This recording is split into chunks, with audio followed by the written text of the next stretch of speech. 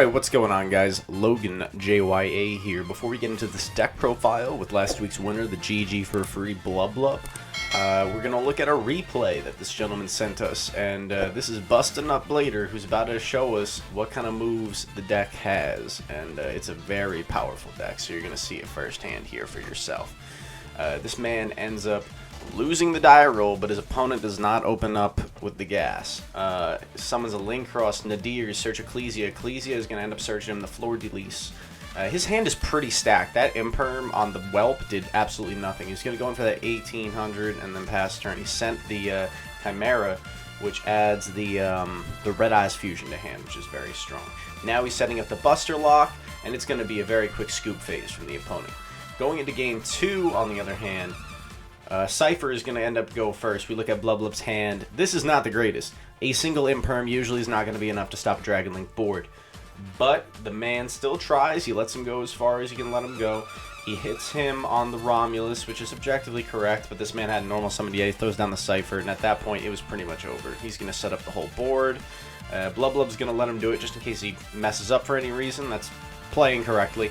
But yeah, the Dragon Link player is establishing that full power board. It's also going to end up ending on a Buster Lock, which is, man, that's pretty strong. So we got 2 negates and a Buster Lock, which is solid. Can't say nothing about that. Of course, this man top decks the Nibiru the next turn, which is big sad. Blub Blub gets to go first game 3. This hand is decent, but that normal summon gets Gamut, which is big sad for the Red Eyes Insight. You could have gone that way, and you probably would have been fine summoning your Dragoon. Instead, chooses to set it up, summoning the Ecclesia in the end phase off of the Titaniclad and getting this search for that punishment. This is going to give him interruption on the turn in addition to that Lancia. The Lancia is very strong because it stops that RDMD that we see in the opponent's hand. It stops the Chaos Dragons. It's a very, very powerful card. I think it's a staple in most side decks nowadays. Link Cross is resolving. The combo is going as far as this man can. So we'll watch this. He's making the go in second plays. He makes a vital error here. He goes for the Boral, does not clear the Ecclesia beforehand, and cannot out it.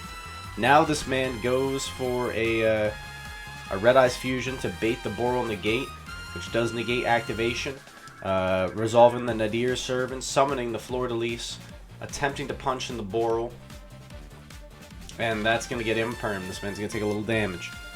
Setting cards, boom, there can be only one. A very solid strategy. But the Trap Trick coming in super clutch, giving him access to the exact trap card that he needs, allowing him to get the Buster play started, set up his Buster Dragon, summon a Dragoon, and go for the win. Very, very solid setup there. Let's go slide into another replay real quick. Alright, next replay. We're going to see the true capabilities of this deck right now. Oh, against Salad. Saucy Salad. This man opens set 1 pass, but 2 hand traps, forcing him to end on just Lady Debug. Not very gas. Got a Buster Dragon on field, applying a little bit of pressure, but it's going to blow itself up in the end phase. This is far from an ideal hand. Although we are going to see the Verte summoned, forcing out the Imperm. Set a card pass turn, set a card pass turn. Attempt it again, get hit with it again. That's big sad. But now the man's just like, F it, I'm activating it from my hand, summons the Dragoon, and starts applying the necessary pressure to seal the game. Opponent's hand was not that strong, not strong enough to play through those 2 hand traps. Moving on here, oh man, this hand is good. But the man's opens up the Signet Mining, opting to go for the Flame Buffalo. Not necessarily the kind of decision I would go for. Following it up with the Pot of Desires, not getting Ash. Sees the Gazelle, pretty lucky dude. Not gonna lie, I wish I was as fortunate as this gentleman here. So he's going off doing solid things, getting himself set up well equipped. Link Guribo on field to negate traps. Normal summoning that, getting Ash, going for the Ecclesia. It gets negated. Summoning the Fleur de Lis that was already in hand. Starting to apply that pressure onto the board. It's actually going to clear his entire board. He has just enough attack points to do so. Go into Link Guribo. Since the Ecclesia was negated and Fleur de Lis does not lock you in, I do believe that is legal. Yeah. Salad doing salad things. He's got that Parallel in hand, which he's clearly trying to set up. But, oh, baby, that Ice Dragon's Prison just came in and put in the work. Alright, guys. That's it for these replays. Let's get into the deck profile. What's going on, guys? LoganJYA here with Blub Blub, who went undefeated in the last GG4FREE, playing the Buster Blader Dogmatika deck, which is absolutely insane. The deck is performing very well, and I've been shocked by its performance, especially on Dueling Book by some of the most top-rated players, as well as LCS, GPG events. So it is very strong. Absolutely. Absolutely. So, Blub Blub, before we get started, if you want to take a second to either talk about your matchups and give some shout-outs, you're more than welcome to at this time. Okay, so first of all, the biggest shout-out goes to Nicholas11 on DB. That's what he's called. This is 1-for-1 the same deck list from what he took to his LCS, 3v3 LCS. And I also want to shout out Gamat and Satansbraten88, who have played a lot of games online ranked, and I've been following them a lot and been learning a lot from them as well. Awesome, man. Yeah, the deck is... I keep getting shocked by how strong it really is. So it is very good, yeah. Yeah. Without further ado, let's hop into this deck list. Starting things off, we've got the triple Ash Blossom and Joyous Spring, 2 Buster Bladers, the Destruction Sword Master, triple of the Whelp, only 1 Ecclesia, and 1 Fleur de Lis. Follow that up with triple Nibiru, 1 of the Red Eyes Wyvern, Dark Magician, and Red Eyes Black Dragon. So looking at this monster lineup, you said that this list is the same one as the LCS topper. Right. Both of you choose to keep 1 Ecclesia. Do you think that was sufficient, or would you ever see yourself playing any more copies? I definitely think that is correct, because the way you want to play the deck is that you search her out with the Nadia Servant. Sometimes it would be quite sick to have a second copy, I guess, because then you would be able to search it off of Titanic Clad. Sending that with the Nadia Servant is very strong, because it gives you a dragon in the GY to have a dragon for your prologue combo. And sometimes if you already opened up Ecclesia plus Fleur, then there's not really a point. But also playing several Ecclesias doesn't really make sense when only playing 1 more copy of Dogmatika, right? So yeah, I think it's definitely correct to just play 1. That's definitely something I gotta take some inspiration from for some of my deck builds going forward. I think that makes a lot of sense. Besides that, in the monster lineup, everything else looks pretty straight. I know beforehand we were talking a little about the Nibiru in the main, and you were thinking about switching this with a Veiler. Would you want to go into that a little more? Yeah, for sure. So Nibiru definitely very much underperformed in this tournament, because the matchups I've had were twice the mirror match, and overall just not really combo decks, more like just control decks, and the card just always was a dead card. I don't even think I've resolved it once during the entire tournament. So I've switched that up into Veilers for ranked games as well, because the amount of times I'm playing against Dragon Link or something, or any combo decks where the card is very strong, it doesn't happen too often currently. And when I face these kind of decks, if I win the die roll, then I'm good to go anyway. So it's then a 50-50 between whether Nibiru is good or not. And of course, if I lose it, it sucks, but then I still have game 2 or 3 where I can side it in. So yeah, gotcha. I think it's just better to just play Veiler overall. Absolutely. Alright, and that pretty much does it for the monster lineup. Let's move into the spells. Of course, we already talked about this, the triple Nadir Servant, triple of the Red Eyes Fusion, and then double of the Red Eyes Insight.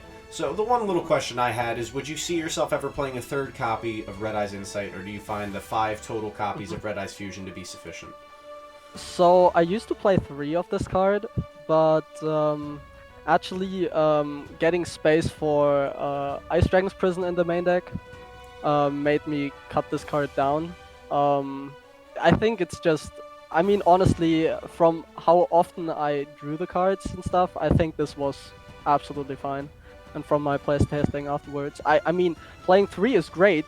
You have an even higher chance of opening it, but problematic hands with this deck are where you open, I guess, several like whelps or something, like just a lot of normal summons and then the fusion cards.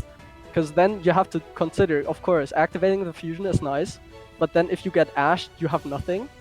But on the other hand, if you have like several whelps or whatever, then the thing is, you can only normal summon 1, and it's much more threatened by so many more hand traps like Imperm, Veiler, Ash as well, and then also Gamma. And of course, having Nadir Servant, Red Eyes Fusion plus Whelp is a sick hand, But then you really have to consider what you are activating and what you want to go for Definitely. on your end board. Definitely. So it's rough. I think it's okay. Gotcha. Yeah, I can see that as well. Definitely a lot of thought has to go into it when you have those types of hands that open for sure. one or the other, and it's like, if you don't know the matchup, you really are just kind of praying at that point. Definitely. Alright, now let's slide into the trap cards. We've got 2 of the Destruction Sword of Memories, 1 of the Dogmatika Punishment, 2 of the Ice Dragon's Prison in the main, slightly touched on earlier, triple Infinite Impermanence, double Paleozoic Dynamiscus, triple of the Prologue, 2 of the There Can Be Only One, and then triple Trap Trick. So I don't really have much of a question about this. I just wanted to give a quick shout out to the Trap Trick right here because it enables you to search out all these other traps right out of the deck, which is insane. Yep. It becomes 3 extra copies of every other card. Every single. Yeah, it's ridiculous. It's just actually way too strong. It's way too good. Now, how about that There Can Be Only One, though? How effective was that? So, I mean, again, like, if you play against the mirror match, the card doesn't really do too hot, of course, because the deck is built to play around that card. But in all the combo matchups, dragons and warriors, and then also if you play against Dogmatika Invoke, for instance, they all have like the same type, and that is very rough for them. And then even in many of the, I say rather rogue decks like Salads, or if you play against, what's it called, Plunder Patrol, all that kind of stuff. There's so much, and they all have the same type. It's so rough for those decks. It's actually crazy. Dinos as well. I'm crazy. Yeah, it's just crazy. The card is too good. Sweet. Anything else in the traps? Something I should also mention about There Can Be Only One actually is that the Buster Dragon in the extra deck makes all monsters of the opponent dragons. So you can kind of, if you summon the Buster Dragon under There Can Be Only One, all the monsters of the opponent become dragons, but only on their side. So they are locked under There Can Be Only One because of Buster Dragon, which is pretty nasty. Other than that, Ice Dragon's Prison is insane. The card is very, very important to our Dragoon, because while this deck plays Dragoon, it also has a hard time dealing with Dragoon at times when the opponent starts out with it and you are going second. So that's pretty nice. The card was definitely very strong. Dynamiscus is very important to get your bricks out of your hand, like Memories or the Buster Blader, I guess. Yeah, I think that's all. I mean, everything else. It also outs Mystic Mine. Let's not forget about that. Oh, absolutely. That is very important, actually, because Mystic Mine outs are very important right now. Cool. Alright, so that's everything for the main deck. Let's slide into the side deck real quick. We got double the Artifact Lancia, triple of the Veiler, triple of the Gamma, 1 Driver, triple of the Cosmic, 1 Imperial Order, and double Judgment. So the side deck here looks very standard, very strong, well equipped for a lot of the meta. I love your choice of Imperial Order. I just want to say that, and I think when we watched some of your games, it came up pretty hard. The card is crazy. The card is very, very good, especially when knowing you go first. And depending on the matchups, again, if you play against Dogmatika Invoke, you're just gonna throw it in, because the card is gonna come up. Yeah, always depending on the matchups. Right, but if you see it, it can easily be a win con on its own. Oh yeah, I played Sky Striker. Yeah, that was crazy. Yep. Absolutely. Especially in this deck, because the only real spell cards, of course, are Nadir Servant and like Fusion, but then Fusion can be sent off of Anaconda, so like it's not even that bad. And if you go first and you already use your spell cards, well then you're good to go, right? Absolutely. All right, that's pretty cool for the side. Let's wrap up with the extra. We got double of the Buster Blader, the Dragon Destroyer Swordsman. 1 Elder Entity Knits, 1 of the Predaplant Chimera Flesia, 1 of the Dark Dragoon, of course, 1 of the Titaniclad, double of the Buster Dragon, yeah, that makes sense, 1 of the Hot Red Dragon Archfiend Abyss, I love this card. It's too good. 1 of the BLS Link, oh man, also a good card, Nightmare Unicorn, Link Karibo, Verte Anaconda, the Protector Whelp of the Destruction Swordsman, and Relinquished Anima. Cool. Oh man. So, extra deck. I think that this is it's a little standard for what the build is itself, but I have to ask you first one about the Hot Red Dragon Archfiend Abyss. We saw you summon that. How often was it coming up throughout the tournament? Oh, it definitely came up a few times. The card generally is summoned off of if you in the opponent's turn usually go for the Buster Dragon and the fusion monster.